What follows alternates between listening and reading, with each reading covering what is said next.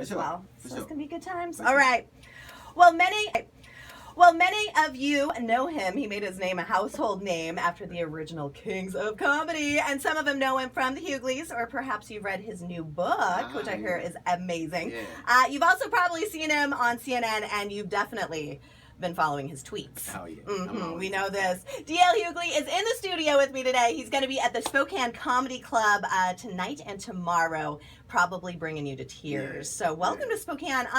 Do you realize you came here on like the busiest weekend imaginable? No, I didn't. I couldn't tell. But I knew. I could tell by graduation. Yeah. Well, more than that, it's Bloomsday. Have you ever heard of I Bloomsday? So not. Bloomsday is like the biggest race, I think, in... It is one of the biggest races in the country. Y'all tell each other that. It's the huge. biggest race. It's We're huge. bigger than Montana. Oh, you'll see. See, I figured you were here to run it. You're not running Bloomsday with us? You're not going to run 7.46 miles for fun? If I'm running, it's going to be away from Coeur d'Alene. That's what I'm running. As fast as possible. So yeah, Bloomsday is this weekend. It's Cinco de Mayo tonight. Where's your sombrero? I didn't bring a sombrero. I bought an actual Mexican dude with me. Oh, did you? Well, there you go. Even better. How about some tacos? Where's the Derek tacos? Robles. You didn't bring me a taco? Yeah. No. He'll be working in front of Home Depot, ladies and gentlemen. Awesome. Very nice.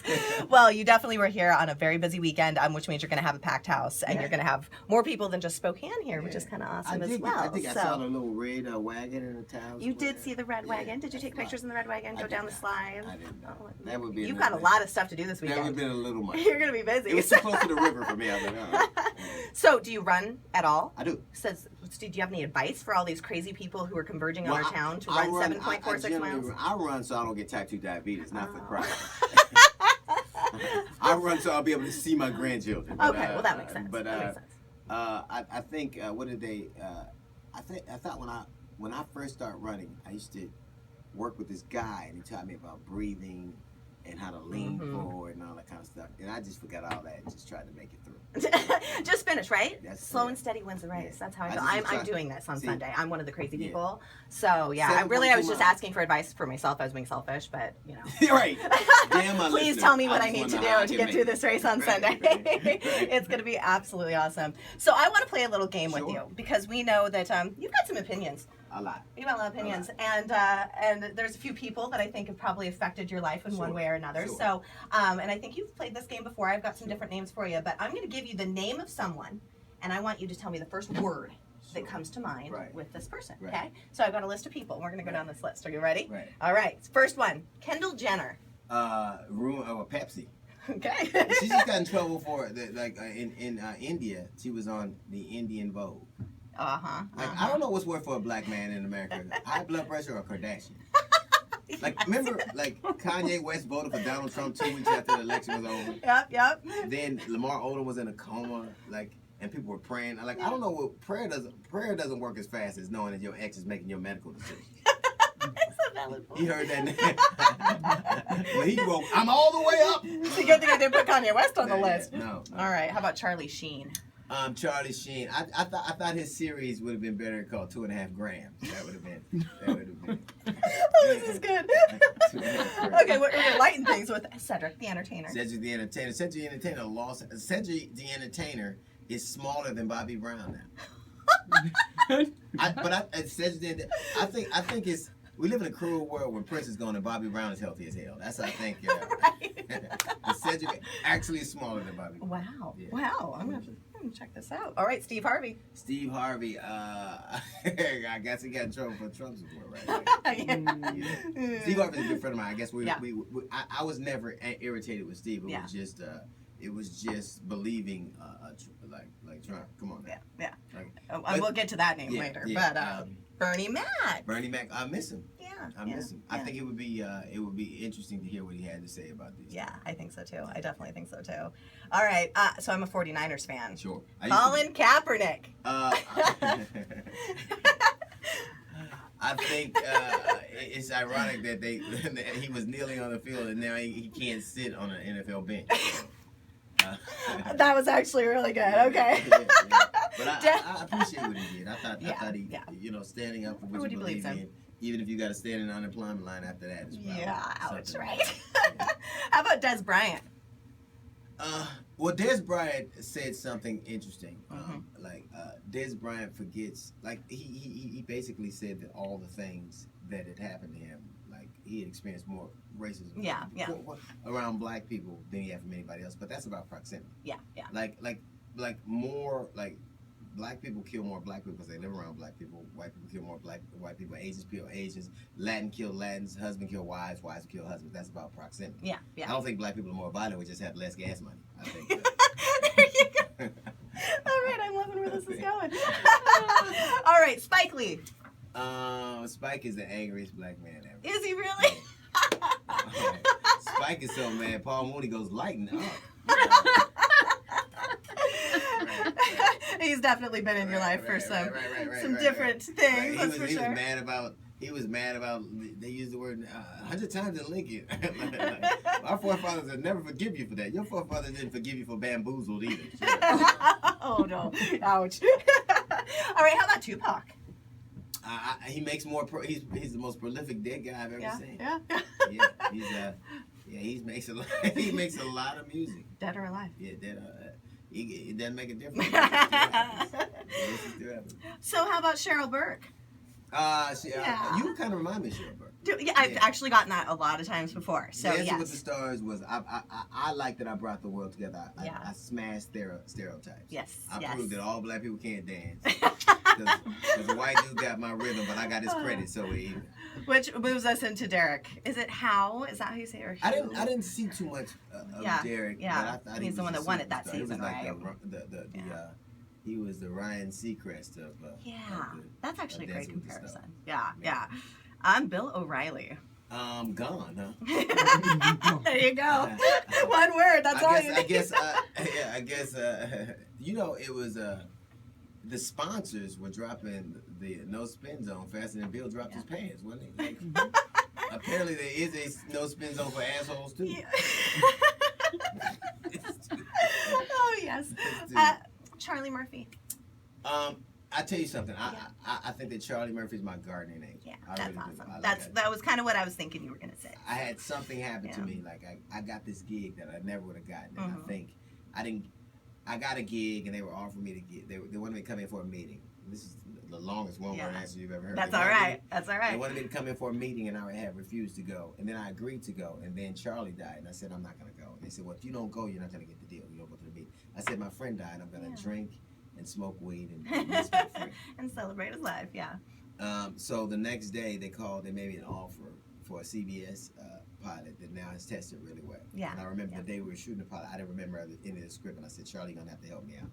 And I just remembered everything. And the pilot has tested really well. So if you can have a guardian angel, it used to be a mother or a father or a cousin. Yeah. You can have a guardian angel. You used to be a weed smoking comedian. Yeah. Can't beat that, right? I think that's the best kind. I love Charlie because I went to church to go to his funeral. I don't go to church because I got records and wine at home. But your own church. But that's a perfect kind of church. I think he's my guardian angel. Guardian angel. I think that's perfect. That's exactly what I was thinking. You're probably gonna say. So, all right. How about Barack Obama? I think Barack Obama I think when I look at Barack Obama versus Donald Trump, that proves that a black man's Harvard education, ain't as good as a rich white dude's luck. Right?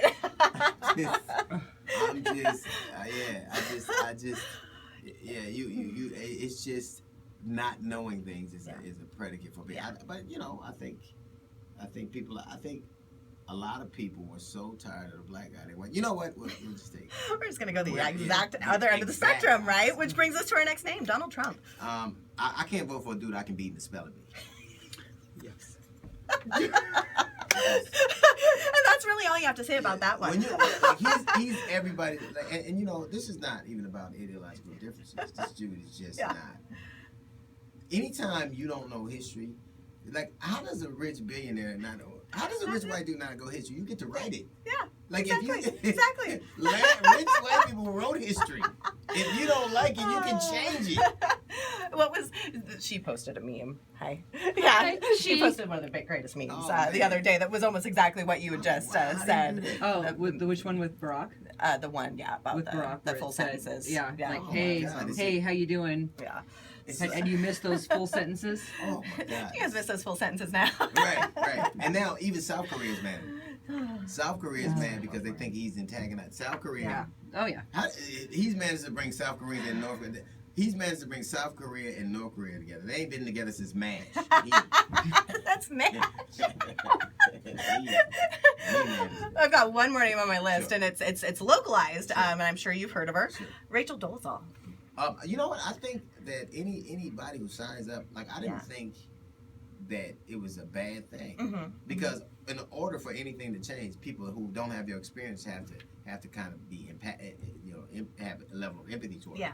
But when you volunteer to be a black person, like the minute she volunteered to be black, her blood pressure went up and her credit score went down. Oh, poor Rachel. Sorry, Rachel.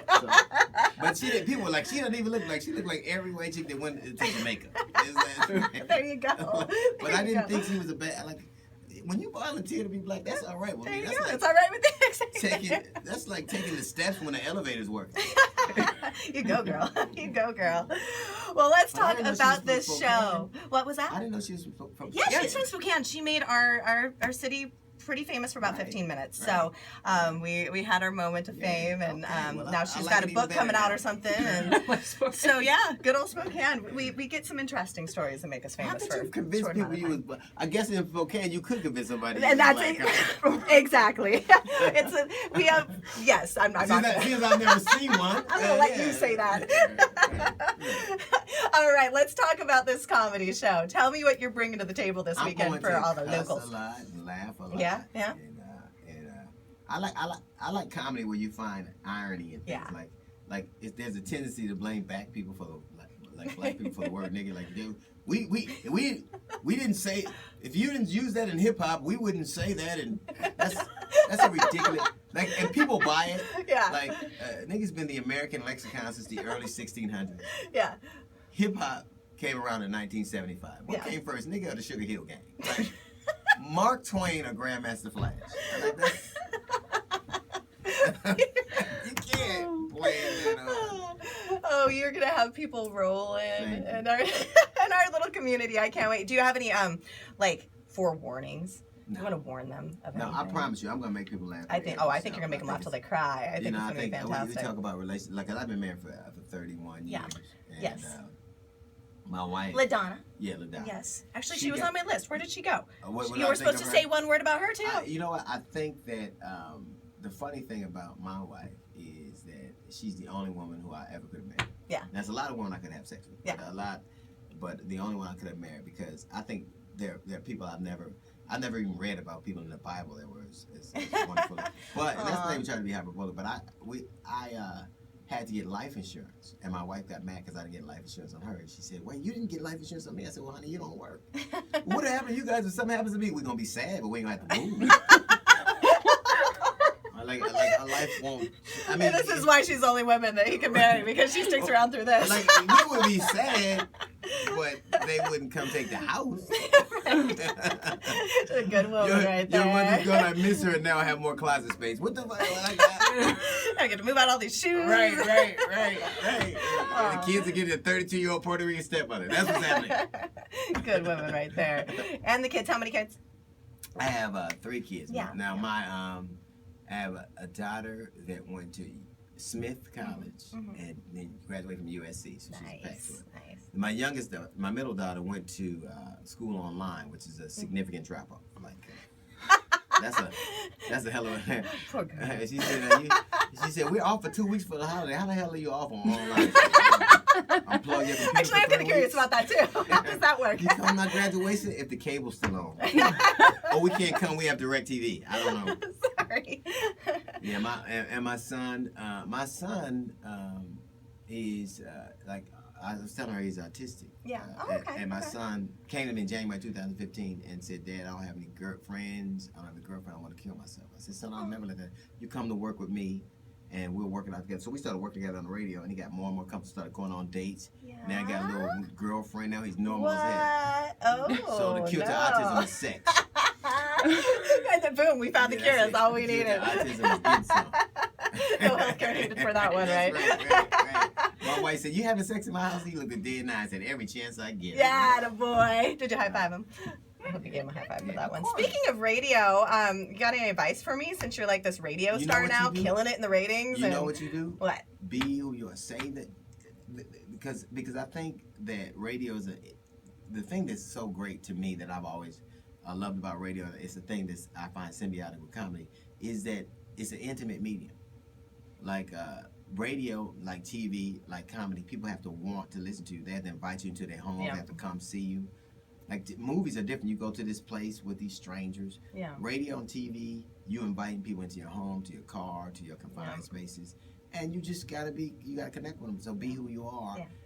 Like the horrible thing about corporate situations is their bottom line is what you say that drives ratings up so that they can then sell something. Yep. Your gig is just to be who you are, and don't be afraid because I just don't know another way. The only thing you're an expert at is how you feel. Yeah. And so you're bright, you're funny, you listen. Yeah. Which is hard to do for a pretty woman, but. Daddy trained me well. Yeah, Mama trained me well. Mom and Dad, props to you. Yeah. But you sing and your voice is nice. Oh, thank you. So look at this, getting compliments from DL. Now, what's the girl, Delilah? She's huge, but I don't always. But she's on nights on the station for us. She sounds like taking a woman back. Like, and she does. She puts you right into that relaxation mode and end your evening. Yeah, I don't know if I want to get some or sleep. Right, exactly. Awesome. Well, anything else you want to let us know? So tickets are available, 7:30 and 10:30 showings both tonight and tomorrow. Spokane Comedy Club. Yeah, anything else you want to let the listeners know? Late Friday show, but we're adding one to see what goes. Oh, perfect. So you're special. Yeah. Nice. Yeah. We thought so. Yeah, we thought so. So awesome. Well, everybody come on out to Spokane Comedy Club this weekend. You're not going to regret it. I can tell you that much. Thank you so much for visiting us. Thank you.